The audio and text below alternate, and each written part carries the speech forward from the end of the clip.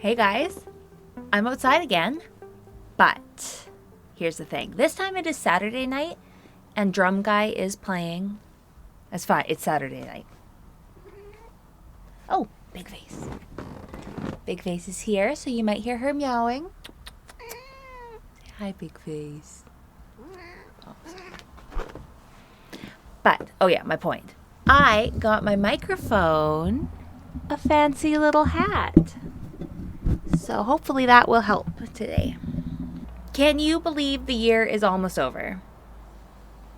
Every year. This happens every single year. Every time. Can never believe it. You'd think I would learn, but no. I refuse to learn. But I'm actually excited to be moving into December for a bunch of reasons. Reading wise, I am excited because I am gonna get so Christmassy this year. I am just, I am ready for some light, fun Christmas times. Jingly bells and whatever else I get. I don't know, something about like parenting and COVID over these last couple of years has broken me or fixed me. I don't know. But here, okay. I have had in the past a bit of a reading snob problem where I just couldn't pick anything up that was light or fun or that I would consider like a frivolous read. But now I'm tired and sometimes I just want a happy ending. Sometimes I just want to have fun and a good time, and I don't even care if I know how it's going to end because sometimes that's the point and it's fun anyways. So now that I can pick up something that's just a light beachy read and enjoy it, and I guess it's not really a beach read when it's Christmas, is it? But you know what I mean, just something light, and it's so freeing. Discworld has been kind of a great middle ground for me where it's still smart and funny, but it's also so light that that's like my perfect sweet spot. But I've read stuff this year like The Guncle, which was so good and so light and so fun. I really, really enjoyed that one. I haven't reviewed it because I've missed a few of these wrap-ups, you might have noticed, but definitely recommend. And I've been picking up more romance. I have joined a romance group online. You see how cold it is outside? Yeah, so I've joined a romance group online, and they've had tons of great suggestions for places to start. And I've been reading just like really, really well liked and highly recommended ones, just so that I don't get discouraged right off the bat. And I will get into that actually in my wrap-up because I read a highly reviewed and rated romance this month. I guess subscribe and like the video, please. It helps me out. YouTube notices it and it helps me grow. So you rock. Thank you. What was I talking about? Christmas is coming. I am gonna read some light, fun stuff. I have a 4-year-old, an almost 2-year-old, and a 6-month-old. So I need some sugar this Christmas. Just let me... Oh, and guess what? I'm going back to work. I know. I am Canadian, and so we actually get a 12-month mat leave, which is beautiful and incredible, and a lot of people are wondering what the hell I'm thinking. But what you got to remember is I just had back-to-back babies. So I already had a year off with my daughter, Cambria, and then I was pregnant, and then I had William. They are 14 months apart. So I've had a lot of time off, and I need a 10-hour break 4 times a week at this point. I would like to go back. My job is so much easier than parenting. I love my kids. I love being with them. But yeah, mama needs a break. You will probably be seeing a lot more of me because of it. So I'm excited. I'm going back to work in December. I drive a Zamboni, so 'tis the season. Okay, so for my wrap up, let's get into it. Here is a bunch of the stuff I read in November. I've been trying to get through all of my not Christmassy holds and all of the stuff I'm reading right now that is not Christmas focused. So I actually did read a lot this month. Buckle up, baby. Oh, hi. The Night She Disappeared by Lisa Jewell. You've probably seen this one all over the place. It is on a bunch of lists. It is a thriller. And it looks like the most basic thriller ever. Like, I was not interested in it at all because I thought, that's one of those ones that you just, you want a thriller. The Night She just, look at it. It looks very basic. But then it's showing up on all of these best of lists and people are really, really loving it. So I put a hold on it and it finally came through after so long. And it was actually really good, guys. It's not the best thriller I've ever read, but it's really good. It's really solid. And there aren't any plot holes that I can think of, right off of my head, which means if I have to dig for them, they're probably okay. It's about a young couple who are young parents who go to a party one night and then they disappear without a trace. And it flips back and forth in time between 2016 and 2018. And we've got multiple character points of view. So we've got the woman who's missing, her mother. We've got a few characters. It's just really a very solid thriller. I liked it. Next. Apples Never Fall by Leanne Moriarty. I really, really liked this one too. I've been on kind of a roll with my reading for the most part, so yes. This is the second Leanne Moriarty book I've ever read. The first was actually recently. It was 9 Perfect Strangers, and that one left me kind of underwhelmed. I thought I was going in for just a thriller. I didn't really understand her writing style, but going into this one, because I had experienced her before, I think I had my expectations kind of in the right spot this time. But I also just think this book was better overall. So what she does is more like literary fiction / thriller mystery. So it's got a lot more depth to the characters and the story than your average thriller, I think. It's just really fleshed out. And it's a slower kind of a burn. This one was about a family of tennis players. There are 4 adult children, a mother and a father, and just other characters, a stranger, friends, neighbors. The mother goes missing suddenly, and of course the father's going to be the main suspect, obviously. Yeah. It's about looking for the mother and the family's relationships, and it bounces back and forth in time. It tells you kind of, by going back in time, it expresses more of their relationships and the dynamics and things that have happened in the past. But yeah, this one is a lot about family. I loved the way that this one wrapped up. It really sealed the deal for me. I won't say anything until I do a full review, but yeah, I really loved it. Next, I read Outlawed by Anna North. This was the Best Book Club book pick for the podcast last month in November. I didn't love it. No, I did not enjoy it. Which I was surprised because I have had this one on my TBR for a long time. It has really great star reviews, but when I finished reading it and I went in to look at the actual written reviews, I don't know why it's getting such a high star rating, because people don't seem to love it that much. Big face, you're being a little bit aggressive, honey. You're being a little aggressive. Okay, come here. So yeah, I'm not going to go into it too much. If you want to listen to me and a friend talk about it in depth for an hour and a half, I will link the podcast in the doobly-doo and you can check that out. Next is Under the Whispering Door by TJ Klune. I will have a full review of this one coming out next week, so you can check that out. then. But for now, I'll just tell you, I did really like it.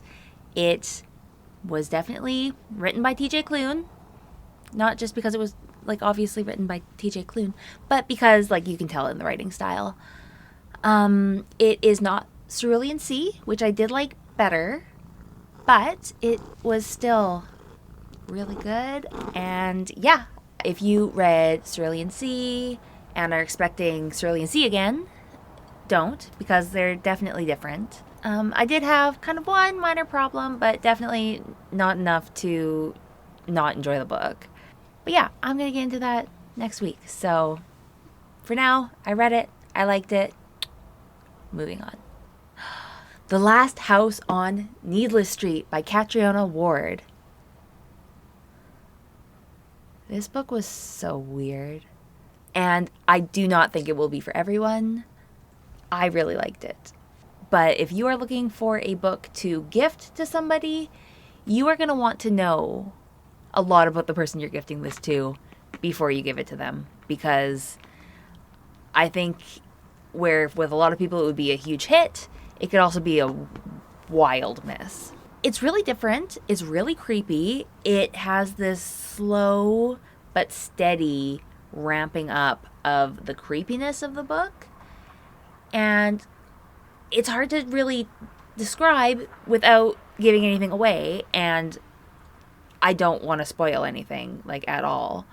So, what I can tell you is it is about a guy and a house and a cat and his daughter. Sounds boring when I put it like that, but we get everybody's points of view, including the cat.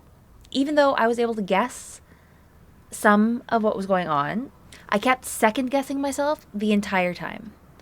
And I wasn't 100% right. Like, I did get some stuff wrong. So it really, it's kind of wild. So if you like weird, creepy stuff, give it a try. If not, skip it. But I really liked it. It was very different. All right, the romance I was talking about. I read People We Meet on Vacation by Emily Henry. This is the only book by Emily Henry I have read. And it was good. It was what I expected it to be. It was a romance. There was a lot of destination stuff. This one was really sweet. It was the friends to lovers trope.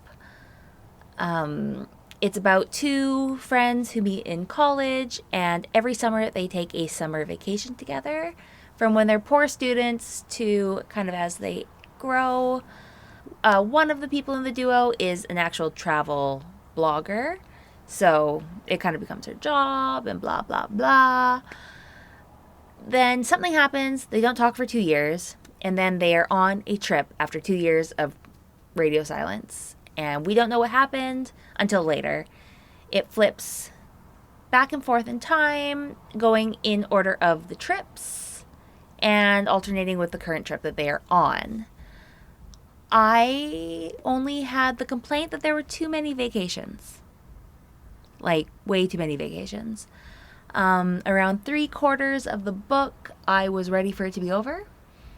It was nice, it was funny, it was sweet, but I do think it went on a bit longer than I needed or wanted it to. But it was good. It was a romance, and that's not generally my jam, so, you know, yeah, it's good, I guess.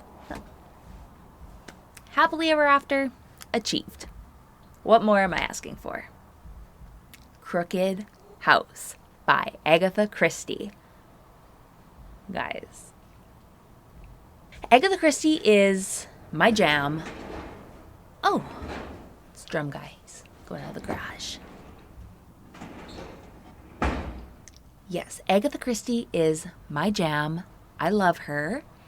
And this one did not disappoint at all. It was so good. It's not my favorite Christie. That honor still goes to The Murder of Roger Ackroyd. And that one is going to be incredibly difficult to dethrone. But this one skyrocketed right up to number 2, which is pretty good. I've read like a good handful of Christies now. there was actually an introduction by Agatha Christie where she talks about how some books really fight their way out of you. Like, they're just hard to get on paper. But some of them just flow out and are a joy to write. And this one for her, she said, was an absolute joy. And you can feel it. You can just feel that it was pouring out. It's really smooth. I did not know who done it until the end, which is rare. Like, usually. But yeah, so this one is about, I know, Agatha Christie. She wrote about a rich family in wartime. And then a mysterious murder. Yeah. This is in Agatha Christie times, so 1940-ish. The patriarch of this family dies mysteriously. It's murder. And our main character is a man who meets a woman when they were in the war. So he falls in love with her and he asks her to marry him when they're out at war. And she says no. No, when we get back, let's talk about it. So eventually they get back and they talk about it. He finds her. He says, hey, how about now? She's like, no. My grandpa was just murdered. And until we figure this out, no. Luckily, main character's dad is the chief of police at Scotland Yard. It's lucky.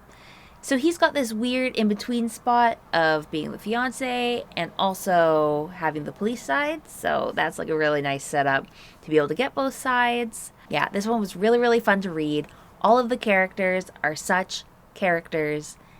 And they all seem like they could have done it. So it's a lot of looking over your shoulder and wondering, like, actually, which one of these people did it.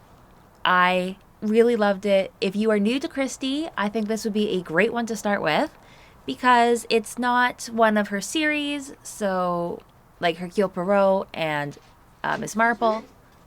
Yep. Hello, how's it going? Good, how are you? Not bad. Can you play music? Can I play music? Yeah. No. You can't. No, why? I'm looking for musicians who've just discovered a cracking song that we can all play. Oh, yeah. I'm looking for a singer. Oh, yeah. Can you sing? Not well. Well. Well, good luck. Okay, thank you. Bye. That was Drum Guy. He was really nice. Okay, I was talking about Crooked House.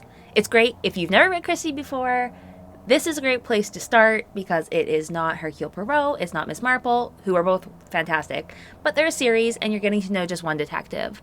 If you want to get a taste of her style, this is just as classic Christie as I feel you can get. It's got all of the ingredients for a great Christie novel, and this is her flavor. You can see if you like it here. And lastly, I am halfway through How Not to Hate Your Husband After Kids. I don't hate my husband. This is by Jancy Dunn, but I hate him sometimes. I don't hate him. I don't. I love him. I love him very much. But after you have kids, things get hard. And sometimes you want to throw your husband off the balcony. But you know that that's a bad idea and it's very bad for the kids. So instead, you listen to audiobooks and work on it because you're a team player and a go-getter. Anyways, it's really good. It's funny so far. I'm liking it. It's just, I want to be proactive. Yeah, it's been good. I like it. And yeah, that is everything that I read in November. I had a pretty good reading month overall. As for December, I am excited about my December TBR so far. The three that I am looking at are Hercule Poirot Christmas by Agatha Christie. So that's, Hercule Poirot, Agatha Christie, Christmas murder. I honestly do not see how this could possibly go wrong. Next, Always in December by Emily Stone. This is the Best Book Club pick for December, so if you want to read along with us, all of the information is down there. This one is going to make me cry. pretty much for sure. I'm hoping it'll be like a cathartic cry and not a sad cry. Like, I hope I feel better after, but it's looking like it's gonna be a tearjerker. So, and then lastly, keeping on my attempting to enjoy romance theme, In a Holidaze by what's her name? Christina Lauren. It sounds like it's Groundhog Day romance at Christmas. Sounds fun to me. The romance group that I am in, lots of people seem to really like it. It's got pretty good reviews. So, yeah, I figured I would give it a try and hope for the best. It'll be Christmassy, if nothing else. And yeah, that's all I have planned. If you have any amazing Christmas reads for me, please tell me about them in the comments so that I can pick them up. I am just so ready. We've had our tree up since since November 12th. And it is Christmassy in my house. I am loving it. Yeah, that's it for me today, guys. I hope you are having a wonderful end of the year. I know it has been another hard one. I'm sorry, Big Face. Oh, shut up. I know it's been another hard one on everybody, but we've got this. We're in it to win it. Boss babe. Sorry, I tried. I tried to be inspirational. And once again, if you haven't, please remember, subscribe to my channel, like the video. It helps me out a ton. YouTube notices. And I do too. And I love you for it. Thank you. I will see you next time. So, bye guys.